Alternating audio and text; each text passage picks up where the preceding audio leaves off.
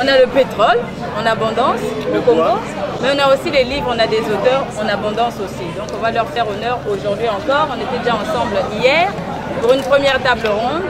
Et on se retrouve aujourd'hui donc avec Franck Kana, Obambe Ngakoso, Bertrand Nguyen Matoko et Milly Théodora. Je vais commencer donc avec les présentations de nos auteurs. Donc nous avons, je vais commencer par Franck Kana, vous êtes écrivain, auteur notamment de Opération Restore Hope, publié aux éditions La Bruyère en 2013. Vous avez aussi publié un essai, donc L'Aube de l'Odyssée, publié en 2012, toujours chez le même éditeur. Vous êtes très engagé dans les activités littéraires organisées sur la place de Paris et vous êtes président de l'association dénommée Cercle des écrivains et artistes des Afriques, en abrégé CE2A, qui a vu le jour en mars 2013. Et dans le cadre de cette association, vous proposez depuis quelques mois une web émission sur la chaîne Ziana.tv qui est avec nous aujourd'hui. Nous remercions la chaîne de leur présence. Et donc vous présentez dans cette émission des auteurs avec lesquels vous revenez sur leur actualité littéraire. Et donc l'émission s'appelle Livre Hebdo. Est-ce que vous pouvez nous expliquer en quelques mots pourquoi Livre Hebdo? Est-ce que l'émission est hebdomadaire? Et est-ce que, comment vous faites pour, est-ce que c'est vous qui allez vers les auteurs ou c'est les auteurs qui vous contactent pour passer à votre émission? L'émission, la diffusion, on va dire, de l'émission est hebdomadaire. On reçoit un auteur par semaine. Et au début de Livre Hebdo, c'est nous qui allions vers les auteurs pour les solliciter.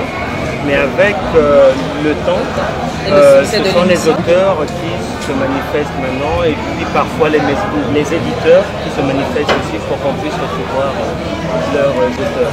Merci. Et donc voilà, c'était la présentation de Franck Kana. Nous avons avec nous Obambe Ngakoso, donc vous êtes un blogueur de longue date.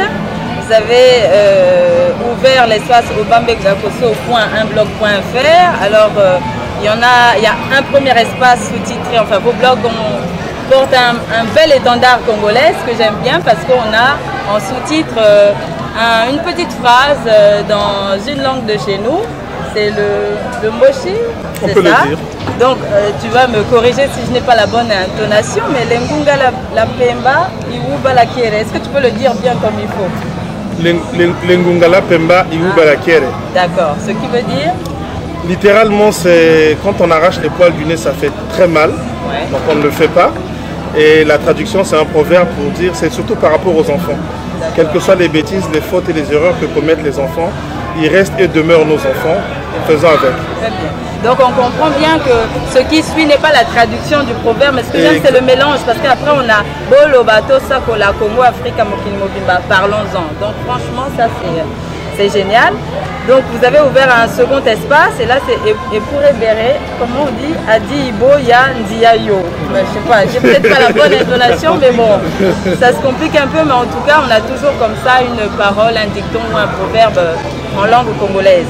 Donc vous parlez sur ces sites de tous les sujets, que ce soit la politique, vous publiez des billets d'humeur, vous parlez de musique, d'art, vous faites des hommages à des personnalités disparues et vous parlez aussi de littérature.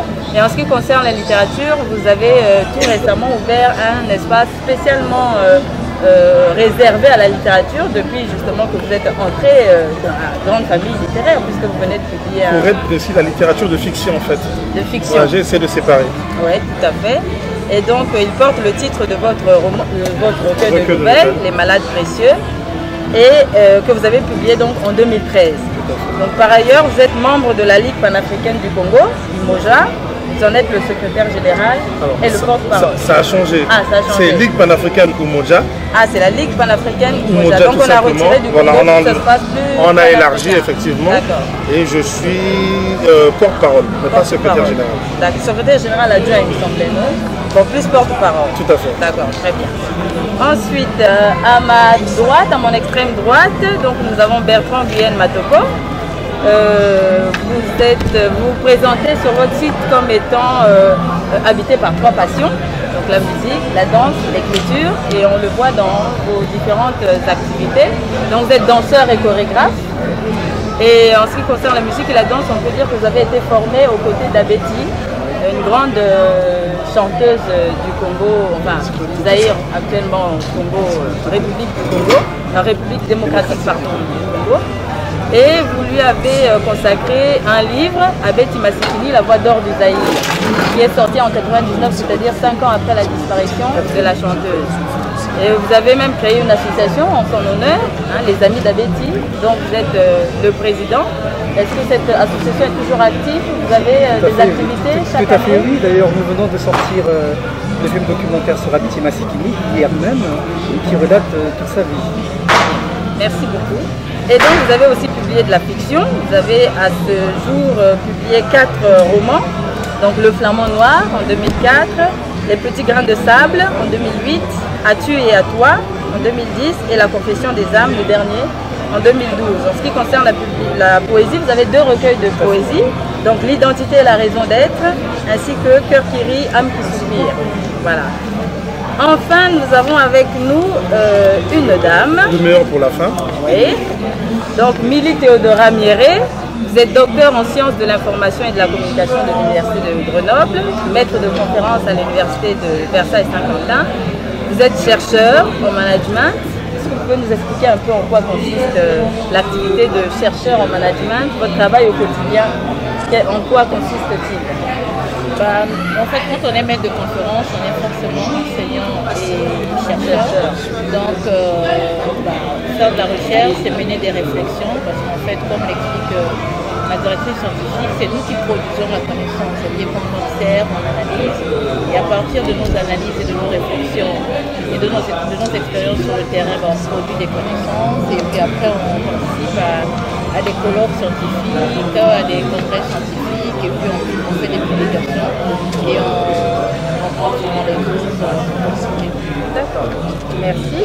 Et donc vous avez publié, donc depuis l'année dernière, vous êtes entré dans la grande famille littéraire, puisque vous avez publié un roman. Enfin, je signale quand même que vous avez publié déjà un livre, Communication et Management Stratégique, donc un essai en 2012.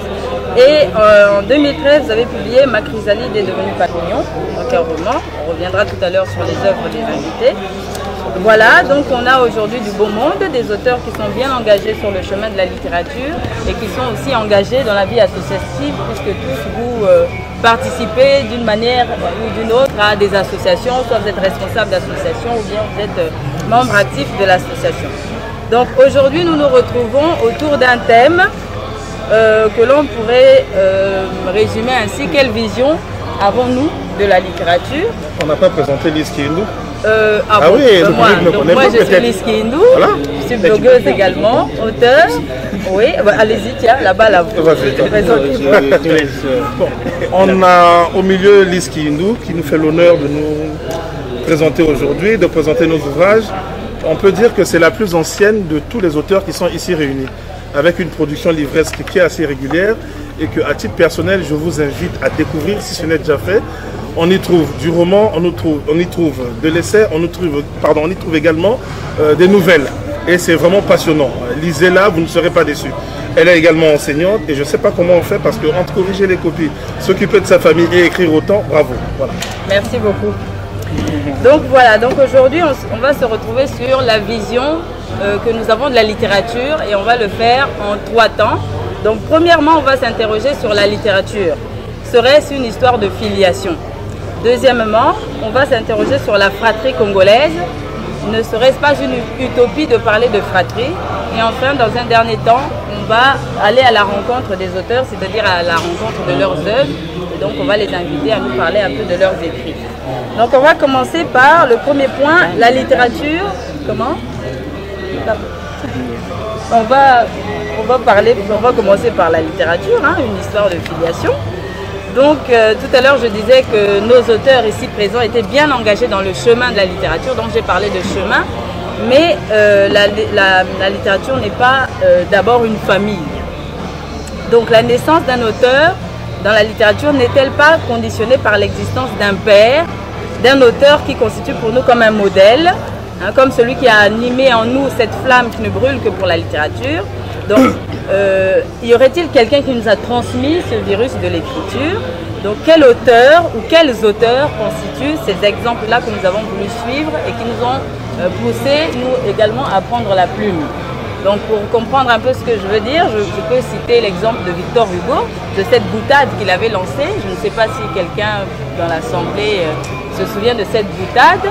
Donc, il avait déclaré « Je veux être Chateaubriand ou rien ». Donc, on voyait bien là l'admiration qu'il avait pour Chateaubriand. Il le trouvait tellement bon, tellement... C'était un très bel auteur, très bon auteur. Et vraiment, il voulait soit l'égaler, soit le surpasser, mais pas moins.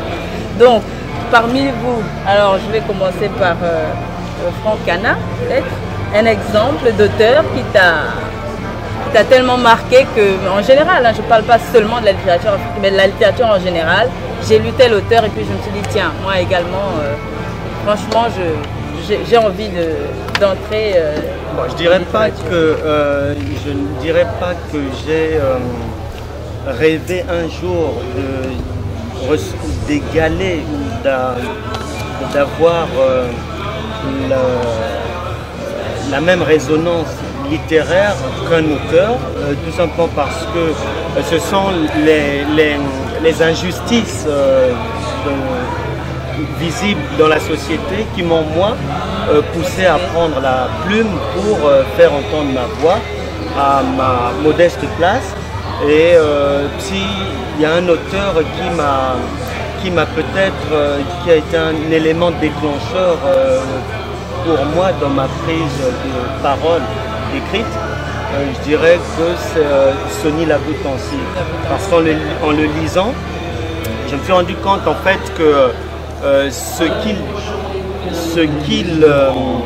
je dirais pas dénonçait, ce qu'il mettait en lumière en son temps demeure d'actualité et les injustices sont toujours là et on rêve toujours d'un monde meilleur et je peux dire que c'est Sony Laboutancy qui m'a... J'ai jamais rêvé de devenir comme lui ou quoi, mais ça a été quand même, je me suis dit, bon, tiens, ce que je lis là, ça ressemble un peu à ce que nous vivons. Ça peut être sur des continents différents, mais les réalités sont les mêmes. Donc, je peux dire Sony Laboutancy, mais sans pour autant vouloir l'imiter ou être comme lui, mais en tout cas, il a participé à cette envie de cette flamme. Merci. Alors Bertrand, et toi, de quel père littéraire te réclames-tu? En tout cas, moi, c'est très différent. À contrario de Franck, par exemple, moi, je n'ai pas eu une idole au départ. Je n'ai pas eu une icône au départ en me disant, voilà, il faut que j'écrive parce que j'ai lu tel ou tel roman, telle ou telle œuvre qui m'inspire à écrire. Non. En fait, moi, j'ai toujours écrit dans ma tête depuis tout petit. Parce qu'en chantant, en fait, quand on chante, on se crée des paroles, on écrit. Moi, petit, je chantais. Petit, je récitais beaucoup avec mon père. M'ont récité un peu de tout, hein, que ce soit bien des auteurs que mon père clamait, que moi je ne connaissais pas, et des trucs que j'inventais comme ça. Mais jamais je m'étais dit qu'un jour j'écrirais, jamais je m'étais dit qu'un jour je ressemblerais à tel ou tel auteur. Et c'est en écrivant justement des récitations que j'ai fini par m'intéresser aux auteurs. Et aujourd'hui, j'avoue que celui qui m'a beaucoup marqué, jusqu'à présent d'ailleurs, pour qui je peux dire que c'est mon livre de chevet, c'est Guy de Maupassant. Guy de Maupassant, moi je peux le relire 50 000 fois. 50 000 fois, 100 000. Même 100 000, mais pour moi, je ne m'en lasse pas. Je trouve que c'est vraiment le vécu de ce que nous avons aujourd'hui. C'est vraiment ce que les gens ressentent. Et je dis que c'était déjà écrit à cette époque-là, de la façon dont il a écrit. Et bien moi, je suis dans l'imagination. Je rêve quand je lis Guy de Maupassant.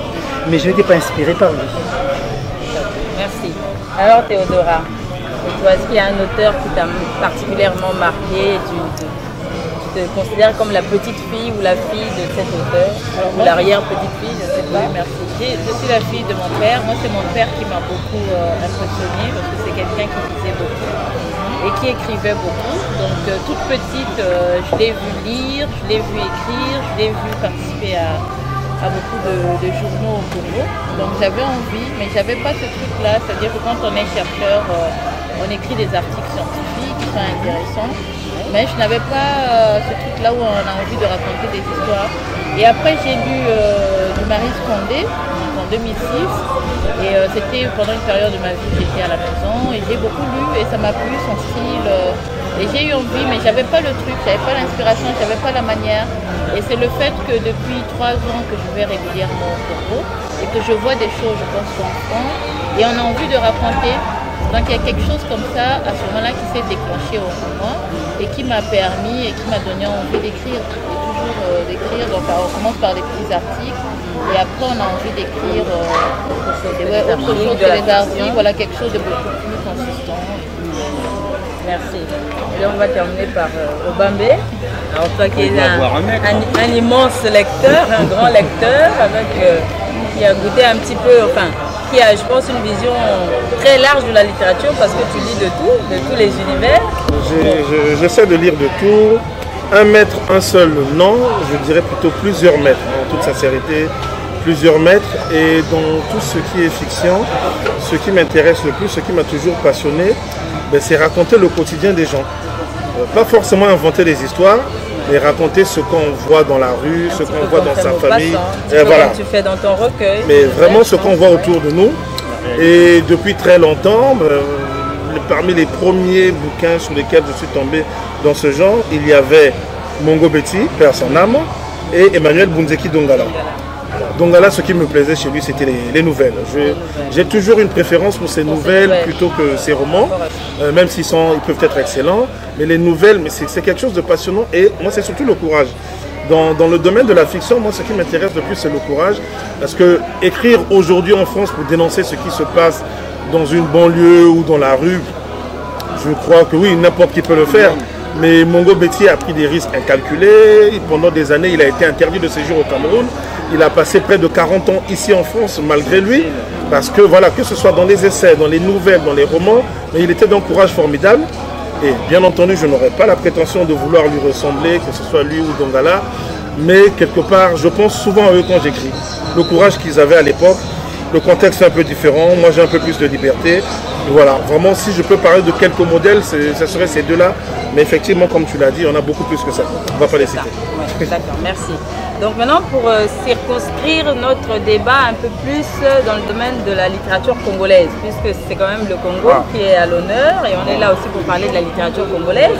Donc là, on a évoqué les auteurs qui nous ont marqués lorsqu'on était jeunes, moins jeunes ou un peu plus tard. Et maintenant, aujourd'hui que vous êtes tous entrés dans la littérature, vous êtes tous auteurs maintenant. Donc il y a d'autres auteurs qui avaient écrit avant vous, qui écrivent aussi en même temps que vous. Enfin bon, la littérature congolaise écrite, je précise bien écrite, elle est relativement jeune. Mais quelle relation vous entretenez avec vos collègues de plume congolais? Est-ce que vous les connaissez bien? Parce que je peux dire qu'un auteur, on peut le connaître de deux manières. Il y a la connaissance physique, on le connaît, c'est devenu comme un ami, mais il y a aussi la connaissance de l'auteur dans son texte. Bon, aujourd'hui on parle de Maupassant, mais on n'a pas vécu à la même époque que Maupassant, pourtant on le connaît, on l'aime, c'est devenu comme un ami pour nous.